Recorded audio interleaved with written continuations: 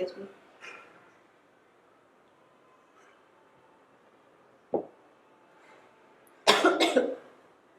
Oh my god, this cough is really irritating me. Okay, so నాలాగే మీరు కూడా suffer అవుతున్నారా కాఫ్తో? అయితే చూడాలి ఖచ్చితంగా, don't miss this video. Here we go. అసలు కాఫ్ అంటే ఏంటి, కాఫ్ ఎన్ని రకాలు, మన కాజెస్ ఏంటో చూద్దాం ఇప్పుడు. సో కాఫ్ అందరికీ తెలిసిందే. కాఫ్ అదే సిమ్టమ్ అయ్యుండొచ్చు, లేకపోతే ఇట్స్ మెయిన్ డిసీజ్ అయ్యుండొచ్చు. It's reactionary mechanism that body shows to external environment or the internal issues again. So ఈ కాఫ్ అందరికీ తెలిసినట్టే మనకి డ్రై అండ్ ప్రొడక్టివ్ కాఫ్ ఉంటుంది. So dry cough is something which is పొడి దగ్గు అంటాము, just only dry cough without any sputum. Productive కాఫ్లో again మనకి స్పూటమ్ వస్తుంది, అంటే మ్యూకస్ దగ్గినప్పుడు కానీ తెమ్మడలాగా రావడము. So that is called as productive cough. So main causes ఏంటి అంటే జనరల్ కాజెస్. అగైన్ మీరు మన బయట చాలామంది స్మోకింగ్ చేసే వాళ్ళని చూస్తూ ఉంటాము. The persons who takes alcohol, smokes, డస్ట్కి ఎక్స్పోజ్ అయినా, పొల్యూషన్కి ఎక్స్పోజ్ అయినా. అపార్ట్ ఫ్రమ్ దాట్ జనరల్ పెద్ద issues, internal issues like COPD కానీ, జిఆర్డి కానీ, లేకపోతే ఇంకా ఏదైనా మైల్డ్ ఇన్ఫెక్షన్స్ కానీ, seasonal infections like influenza, common cold, ఇలాంటివన్నీ చాలా చూస్తూ ఉంటాం మనం. So apart from this, so మనకి యాజ్ అ సిమ్టమ్ ఒక లక్షణంగా చూస్తూ ఉంటాము, లేదా మెయిన్ డిసీజ్గా కూడా చూస్తూ ఉంటామని చెప్పాను కదా. సో లక్షణంగా చూసినప్పుడు, డిసీజ్ ఉన్నప్పుడు ఖచ్చితంగా అసోసియేటెడ్ డిసీజ్ని మనం హీల్ చేసుకోవాలి, నో డౌట్ ఇన్ ఇట్.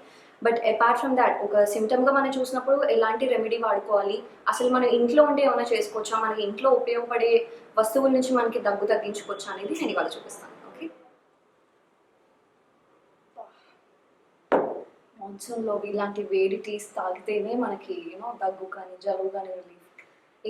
ఏంటి తాగుతున్నా అని చూస్తున్నారా? ఏం లేదండి, జస్ట్ ఒక చిన్న చిట్కా నేను చెప్తూ ఉంటాను కదా. సో ఆ చిట్కాతో నా దగ్గునే తగ్గించుకోవాలని ఒక కొత్త ప్రయోగం చేశాను అనమాట. సో అది ఏంటంటే it's a proven remedy again. దీని ఇంగ్రీడియంట్స్ ఏంటో ఇప్పుడు నేను చెప్తాను మీకు. సో ఇక్కడ మనకి మిరియాలు, సొంటి, అలాగే దాల్చిన చెక్క, అండ్ దెన్ పిప్పళ్ళు, తులసి చూర్ణం అండ్ కరకాయ చూర్ణం. సో వీటితో నేను చేసుకున్న టీ నేను తాగాను అనమాట మీకు. సో ఇదే టీ మీరు కూడా చేసుకొని డెఫినెట్గా మార్నింగ్ ఒకసారి, నైట్ ఒకసారి ఒక కప్ తీసుకోవడం వల్ల కాఫ్ నుంచి తగ్గడమే, మీకు రిలీవ్ అవ్వడమే కాకుండా ఏదైనా హిడెన్ ఇన్ఫెక్షన్స్ ఉన్నా కూడా క్లియర్ అవుట్ అయిపోతాయి.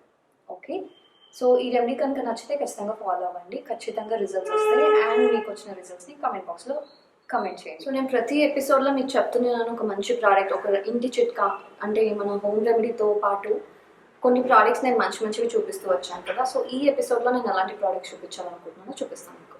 సో ఇది వండర్ శ్వాస అని చెప్పి కాఫ్ అండ్ కోల్డ్కి బెస్ట్ సిరప్ ఇది మనం చేసింది.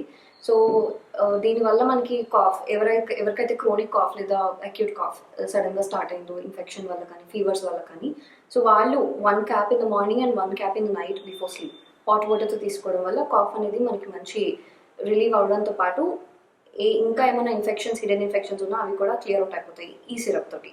అండ్ అపార్ట్ ఫ్రమ్ ఈ సిరప్, మన క్లాసికల్ మెడిసిన్ ఒకటి వండర్ హెర్బల్స్ వాళ్ళు తయారు చేశారనమాట. సో అది సీతోపలాది చూర్ణము. సో సీతోపలాది చూర్ణం ఏంటంటే మార్నింగ్ 1 చెంచా లేదా 1/2 చెంచా, మళ్ళీ నైట్ 1/2 చెంచా తేనెతో కానీ మన నెయ్యితో కానీ ఇలా గురించి తీసుకోవాలి. నెయ్యి అయితే మాత్రం ప్రొడక్టివ్ కాఫ్ వాళ్ళు తీసుకోవడానికి లేదు, డ్రై అయితే మాత్రమే మనం నెయ్యి వాడాల్సి వస్తుంది. సో ప్రొడక్టివ్ మ్యూకస్ ఎక్కువ వస్తుంది, ఫ్లమ్ ఎక్కువ వస్తుంది అనుకునే వాళ్ళకి తేనెతో తీసుకోవచ్చు ఈ పౌడర్ని. సో ఇదండి నేను ఇవాళ మీతో డిస్కస్ చేయాలనుకుంటున్న టాపిక్. సో ఐ థింక్ మీ అందరికీ నచ్చింది. సో నెక్స్ట్ ఎపిసోడ్లో ఇంకొక మంచి టాపిక్తో నేను ముందుకు వస్తాను. Till then